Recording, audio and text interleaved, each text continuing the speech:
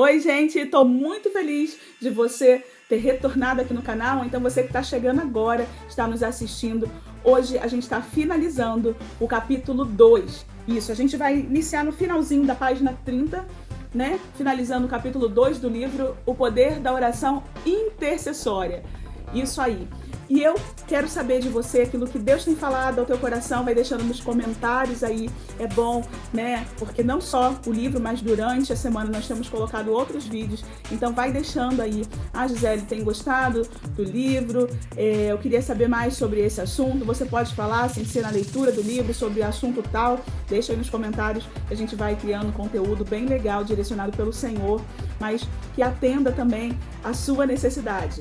Hoje nós vamos continuar falando que Deus, Ele conta comigo, conta contigo para aquilo que Ele quer fazer. Deus é soberano sim e Ele vai operar independente de nós, mas Ele preferiu contar comigo, preferiu contar contigo. Por quê? Porque Ele é soberano, Ele definiu assim e é nesse momento que nós vamos continuar na palavra aqui do livro para compreendermos melhor sobre essas questões. Vamos lá? Página 30 do livro, finalzinho, o último parágrafo que diz: toda a história da Bíblia é uma história de Deus e homens trabalhando juntos na terra. Como os exemplos bíblicos mostraram, Deus encontra um homem para agir por ele ou para pedir a ele, o que sempre o envolve nas situações. Considere esses outros versículos. Ele nos instrui a pedirmos que o seu reino venha e que a sua vontade seja feita. Ver Mateus 6, versículo 10. Certamente ele não iria querer que desperdiçássemos nosso tempo pedindo algo que fosse acontecer de qualquer maneira, não é mesmo? Ele nos instrui a pedirmos o nosso pão de cada dia. Ver Mateus 6, versículo 11. No entanto, ele conhece as nossas necessidades antes mesmo de pedirmos. Ele nos instrui a pedirmos que sejam enviados trabalhadores para a seara. Ver Mateus 9, versículo 38. Porém, será que o Senhor da seara não quer isso mais do que nós? Paulo disse: finalmente, irmãos, orai por nós, para que a palavra do Senhor se propague e seja glorificada, como também o é entre vós. 2 Tessalonicenses, capítulo 3, versículo 1. Deus já não estava planejando compartilhar sua palavra entre as pessoas? Essas coisas não estão dentro da vontade de Deus? Por que então devemos pedir a Ele algo que Ele já quer fazer, se não for pelo fato de que os nossos pedidos de alguma forma o liberam para fazer essas coisas? Em nenhum lugar da Bíblia Deus nos instrui a pedirmos coisas que vão acontecer automaticamente. Ele nunca nos diz para pedirmos que o sol brilhe, ar para respirar ou que a gravidade faça o seu trabalho. Ele só nos diz para pedirmos coisas que não sabemos se vão acontecer ou não. Ele está tão decidido a trabalhar por meio das nossas orações que acrescenta que é possível não termos por que não pedirmos. Ver Tiago, capítulo 4, versículo 2. Embora certamente às vezes haja motivos para as orações não serem atendidas, esse versículo nos diz que em outras ocasiões a razão pela qual não conseguimos o que queremos é simplesmente por não pedirmos. Queen Sherry compartilha a história milagrosa de uma mãe. Ela entendeu a necessidade de pedir especificamente a Deus que tocasse em seu filho. Deus se importa até com os pequenos detalhes da nossa vida. Eleanor era uma cristã e sabia que Deus se importava com ela, mas seu filho tinha uma enfermidade grave. Será que Deus iria realmente intervir? Depois de me ouvir falar sobre oração em uma reunião no Alabama, Eleanor entendeu 3 coisas. Ela não estava dando tempo de qualidade a Deus. Ela não estava orando por pedidos definidos e nunca havia realmente deixado que Deus falasse com ela por meio da sua palavra. Ela saiu daquela reunião com um desejo ardente de orar e com um plano definido para conseguir fazer isso. O problema, Eugênio, filho adotivo de 13 anos, não havia crescido sequer meio centímetro em um ano. A princípio, ela achou que isso fosse simplesmente devido à sua herança asiática. Então, Seu médico lhe disse para levá-lo a um especialista que lhe prescreveria hormônios do crescimento. O plano. O hábito de Eleanor, durante anos, havia sido se levantar às 4:30 da manhã e correr vários quilômetros. Então ela costumava voltar para casa, deitava-se para descansar e fazia cerca de 10 minutos de orações do tipo: Deus, abençoe-nos. Entendi que o tempo que eu passava com o Senhor era como um lanchinho rápido. Quando que eu realmente precisava era de um banquete prolongado, disse ela. Decidi começar orando primeiro, então, se sobrasse algum tempo, eu iria correr. Durante uma das primeiras manhãs em que passou o tempo de qualidade com Deus, ele mostrou a ela um versículo específico com a qual ela poderia orar por seu filho. Ela parafraseou: Senhor, que o meu filho, assim como Jesus, possa crescer em sabedoria, estatura e favor diante de Deus e dos homens. Ver Lucas, capítulo 2, versículo 52. Ela nunca chegou a levar Eugênio para tomar as injeções de hormônios.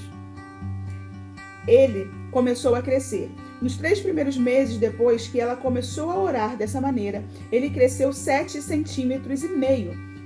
Nos 3 meses seguintes, ele cresceu mais 7,5 centímetros. Algumas pessoas podem argumentar que aquele era o ano natural de crescimento dele, mas Eleanor está convencida de que Deus honrou sua oração. Ela viu outra evidência de resposta de oração. As notas de seu filho em conduta no boletim foram de C para A. Mamãe, minha professora agora gosta de mim e eu gosto dela, ele comentou quando ela perguntou a ele sobre o fato. Eugênio cresceu não apenas em estatura e favor diante de sua professora, mas em sabedoria também, uma vez que suas outras notas também melhoraram. Eleanor me disse quando a vi meses depois. Às vezes ele ri e diz: Mamãe, eu não consigo mais me safar de nada, porque Deus sempre lhe mostra quando eu fiz alguma coisa errada.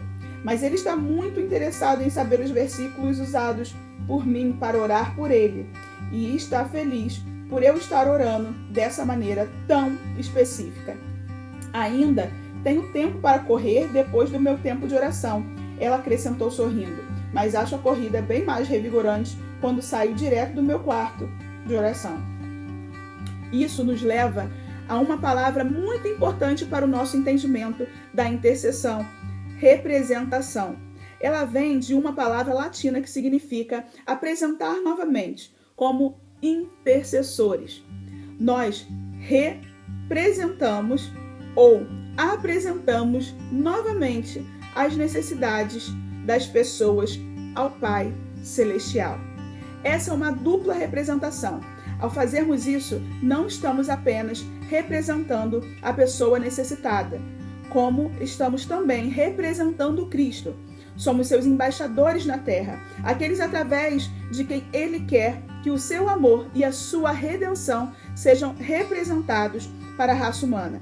A passagem de 2 Coríntios 5, versículo 20 nos diz: de sorte que somos embaixadores de Cristo, como se Deus, por nós, vos exortasse. Rogamo-vos, pois, por Cristo, que vos reconcilieis com Deus. Estas duas facetas da representação, apresentar a necessidade de alguém ao Pai e fazer isso através da obra de Cristo, constituem o plano da intercessão. Como compartilhei em oração intercessória, meu primeiro livro sobre oração, o Senhor tornou isso real para mim há vários anos durante uma viagem missionária a Guatemala. Eu havia viajado com uma equipe para um vilarejo remoto, longe de qualquer cidade moderna. Não havia energia elétrica, instalações hidráulicas ou telefone. Nosso propósito ali era construir abrigos para os aldeões cujas casas de argila haviam sido destruídas pelo devastador terremoto de 1976. Ele havia matado 30.000 pessoas e deixado 1 milhão de pessoas desabrigadas. Levamos materiais em caminhões e construíamos pequenas casas de um cômodo para os aldeões durante a luz do dia. À noite fazíamos cultos no centro da aldeia, pregando o evangelho de Jesus Cristo para eles, explicando que o seu amor nos motivava a dedicar o nosso tempo, dinheiro e energia para ajudá-los. Em outras palavras, estávamos representando Cristo. Já estávamos ministrando há uma semana, mas pouquíssimas pessoas haviam aceitado a Cristo. Elas ouviam, mas não respondiam. Eu pregaria na última noite da nossa viagem. Quando o culto estava prestes a começar, um membro da equipe me contou sobre algo que ele e outros haviam encontrado em uma parte distante da aldeia. Uma garotinha de 6 ou 7 anos amarrada a uma árvore. Não acreditando no que viam, eles perguntaram à família que morava no local: por que essa garotinha está amarrada à árvore? Era óbvio que ela morava ali como se fosse um cachorro no quintal, suja, imunda, indefesa e sozinha. Ela é louca, responderam os pais. Não conseguimos controlá-la. Ela fere a si mesma e aos outros e foge quando a soltamos. Não podemos fazer nada mais por ela, então precisamos amarrá-la. Meu coração se partiu enquanto o membro da equipe compartilhava aquela cena. Ela continuou em minha mente quando iniciamos o culto. Alguns minutos depois de ter começado a pregar a mensagem, de pé sobre uma mesa dobrável, sobre as estrelas, o mesmo Deus que havia me pedido para representá-lo na Guatemala começou a falar comigo novamente. Diga a eles que você vai orar pela menina demente que está do outro lado da aldeia, amarrada a uma árvore, representando-a perante o Pai. Diga a eles que você vai fazer isso em nome de Jesus, sobre o qual você tem pregado, representando Cristo. Depois diga a eles que através dele, você vai quebrar os poderes malignos que a controlam. E quando ele estiver livre, e quando ela estiver livre e normal, eles saberão que aquilo que você tem pregado é verdade. Eles podem acreditar que o Jesus sobre quem você prega é quem você diz. Represente, filho, represente. Com temor e tremor, comecei a informar as pessoas sobre o que eu pretendia fazer. Sou um representante humano, assim como você, e às vezes representar Deus pode nos intimidar. Elas concordaram, reconhecendo quando mencionei a menina. Expressões intrigadas se transformaram em assombro quando elas ouviam os meus planos. Então eu orei. Em uma noite de lua, em que um pequeno vilarejo remoto da Guatemala, tendo um punhado de pessoas como audiência, minha vida mudou para sempre. Eu estava prestes a experimentar realmente o significado de ser representante de Cristo na terra. Jesus saiu do seu esconderijo. Ele se tornou vivo, relevante, suficiente, disponível. O Jesus oculto, entre aspas, emergiu, saiu do esconderijo, das teias de aranha de uma velha teologia. O Jesus de ontem se tornou o Jesus de hoje e de sempre. O Jesus da Galileia se tornou o Jesus da Guatemala. E em um novo plano se revelou para mim. Um novo conceito surgiu. Jesus e eu. Pela primeira vez entendi realmente o padrão celestial. Deus e eu trabalhando juntos. Um simples mortal, um homem, se tornando o canal para o poder de Deus na terra. A provisão da cruz fluindo através de uma pessoa, um fio terra. A infinitude de Deus, de alguma forma, se manifestou através da minha finitude. Em uma oração simples, apresentei as necessidades da menina ao Pai. Também apresentei a obra consumada de Cristo em favor dela. Sim, ele libertou a garotinha. Sim, a aldeia se entregou a Cristo. Sim, Jesus prevaleceu por meio de um dos seus representantes, um intercessor na terra. Por mais incomum que essa história seja, quero que você entenda que não é uma exceção para Deus o fato de ele nos usar. Nós somos o plano. Ele quer que nós nos aproximemos do seu trono com ousadia, confiantes nesse plano e no relacionamento que temos com ele. Você pode fazer isso. Ao ler esse livro, você passará a estar preparado para fazer isso. Você entenderá o plano. Vamos continuar a jornada? Coisas empolgantes estão diante de nós. Vamos fazer uma oração juntos? Pai, é impressionante o quanto tu desejas ter uma parceria comigo. Ajuda-me a abraçar o incrível privilégio de te representar na terra. Quero ser o embaixador do céu na oração. ensina-me os teus caminhos, a fim de que eu possa andar no teu plano de intercessão com eficácia. Venha a nós o teu reino e seja feita a tua vontade. É a minha ardente oração. Amém. Em nome de Jesus, amém.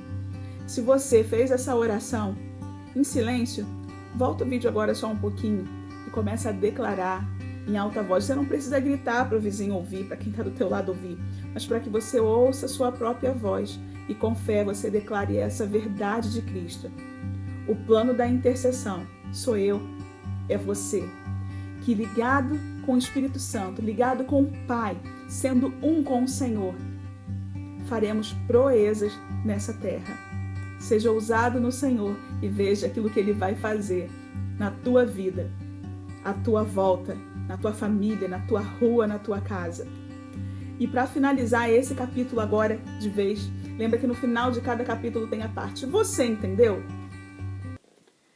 Parte 1 aqui do Você Entendeu. Deus é todo-poderoso? Isso significa que Ele opera independente dos homens? Como isso se relaciona com a oração? Eu quero que você deixe a sua resposta aí nos comentários. Isso é importante, porque aquelas pessoas que estiverem chegando já vão olhar o seu comentário, já vão compreender, e isso vai fazer com que essa palavra fique fixada na sua mente. Uma coisa é você ouvir, outra coisa é você meditar sobre aquilo que você ouviu, sobre aquilo que você leu. Então é importante sim, para que você fique mais aí, fincado na palavra, que você responda essas questões. E se você tem dúvida, Gisele, eu não entendi essa parte, a gente vai comentar aí e te ajudar nas respostas. A segunda parte aqui, segunda questão. Você pode dar exemplos bíblicos de Deus usando pessoas para realizar a sua vontade? A gente leu também aqui, então você pode voltar aqui o vídeo um pouquinho que você vai ter as referências bíblicas que eu citei. 3. Você pode dar um exemplo bíblico da vontade de Deus não sendo realizada porque Ele não pode encontrar um intercessor? Também falamos sobre isso. É muito triste. Imagina o Senhor procurando alguém que Ele possa usar e não tem ninguém disponível. Esse tempo em que o mundo parou, é óbvio que tem muitas pessoas ainda trabalhando, profissionais de saúde, quem trabalha em supermercados, farmácias, policiais, enfim, motoristas. Muitas pessoas ainda estão trabalhando. Mas é fato que o ritmo, para a maioria das pessoas, diminuiu e muito. E qual é a desculpa que você tem agora? Porque aquele que é fiel no pouco tempo, sobre o muito, o Senhor também vai colocar. Priorize o Senhor. Priorize o Senhor. Questão 4. Você pode explicar o que significa representar Deus? A resposta é certo ou errado, o que é para você representar Deus. E 5, para finalizar, o seu Jesus saiu do esconderijo? Eu vou ficar muito feliz se você deixar aqui no comentário, algum testemunho que Deus usou a sua vida quando você resolveu ser ousado e ali deixar Deus fluir através de você. Que eu e você sejamos representantes do Senhor aqui na terra. Durante a semana, toda semana, vamos ter algum testemunho, Nós iniciamos já na semana passada. Ontem nós tivemos aqui mais um. Então, eu quero que você também compartilhe comigo e assim sejamos juntamente, um com o outro aqui assistindo, sejamos edificados pela palavra de Deus e também, é claro, pelo seu testemunho daquilo que Deus está fazendo na tua vida. Deixa Deus fluir. Vamos tirar as teias e deixar esse Jesus maravilhoso aparecer em você. Fica na paz, eu aguardo você semana que vem, capítulo 3. Um beijo, um bom final de semana para você e tchau!